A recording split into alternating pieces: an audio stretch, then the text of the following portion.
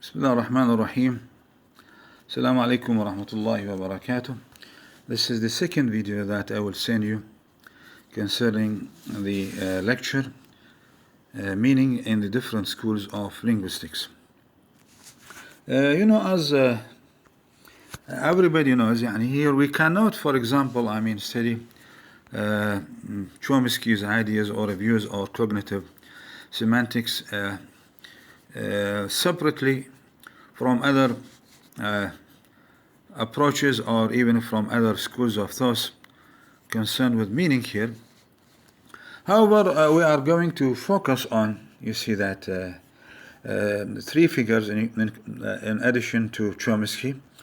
We are going to focus on Saussure's views regarding meaning, Firth views, and then Halliday's, and finally we are going to proceed to talk about our main or major topic, which is cognitive grammar or cognitive semantics as advocated by cognitivist or generativist.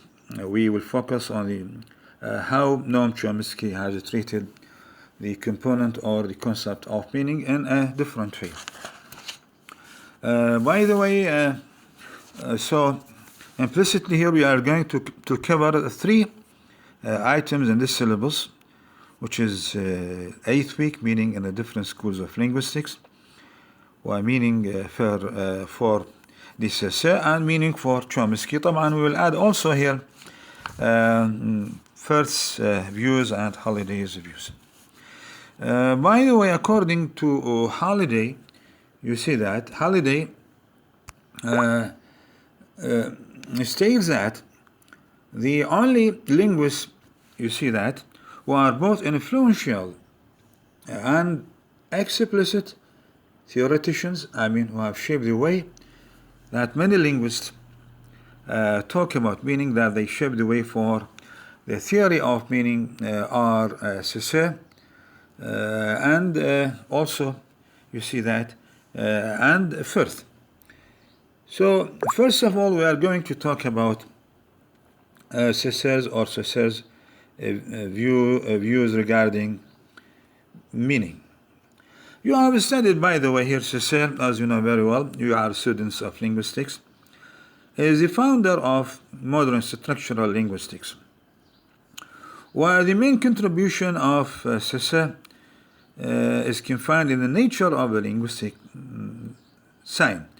For Saussure, as you remember very well, let's see that the linguistic sign is a combination of a signified or concept or meaning here, and a signifier, which is the spoken or written form, which conveys or represents the meaning of the linguistic entity or of the linguistic item or of that sign. And by the way, this view can contrast with a long and continuing tradition in philosophy and linguistics.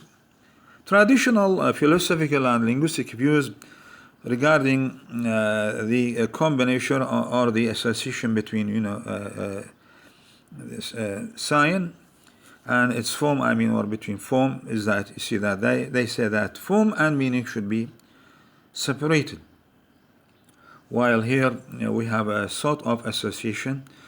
So he has already combined these two concepts. He says that form and meaning should be combined together in order to understand. By the way, the other contribution for Saussure for meaning is that he thinks that linguistic signs or lexical items in general, even phrases and are arbitrary, as you see here. However, arbitrariness here is viewed by Saussure in a broader sense, where it is not just confined to the matter of the lack of logical or natural connection between the meaning of a word or a phrase and the spoken or the written form, but arbitrariness, for the idea of arbitrariness, also has been applied to languages here. So for him, he thinks that it is evident that when we compare languages, we'll find that signs and meaning or meanings do not neatly match each other. So even if we compare these two concepts or elements of the linguistic entity or the linguistic sign here, we will see that in all different languages or languages differ also. Even we can find the same phenomenon of arbitrariness in all natural languages. By the way, here for him, he thinks that languages often see, and why we have so many differences regarding even the meaning among different languages. He justifies this. He says that because languages divide reality differently, and they focus on different criteria, or to put it technically or in other way, these languages structure experience in different ways. Now we'll talk now about Firth's view. By the way, as you know very well, you are students once again of linguistics. Firth, you see that is what is the founder of modern.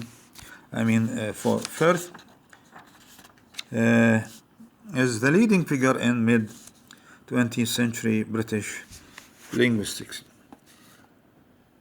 Firth differs from Césaire here. He focuses on the function, or he focuses on meaning and use. So for Firth, as you see here, meaning is what is function in context. Here he has focused on context. He says that meaning should not be said, cannot be understood outside of the context here. So meaning and use here, meaning and context, and so on and so forth. So for him, even this broad claim, by the way, with reference to context, not only words but even grammatical structures and even the sounds of language have meaning, but he equates meaning with use. You see that, use. The use itself, the context itself, determines the meaning of all these structures, grammatical structures. For Firth, a word is meaningful because it serves some purpose. It is only meaningful if it functions, it serves some purpose in genuine context or with context itself. So for him, a word's meaning is the range of context in which it occurs. First view of meaning and context has extended the notion of meaning, where the focus was on the genuine usage of words. By the way, what is the influence, you see that, of Firth regarding this point here? So, even by this, you see that, as clear here in the video, he takes a theoretical stand not only against the kind of linguistic description which deals with invented examples considered outside any real context, but also against the kind of theoretical mentalism which presents speculation about the contents and workings of the human mind as if they were specific observations.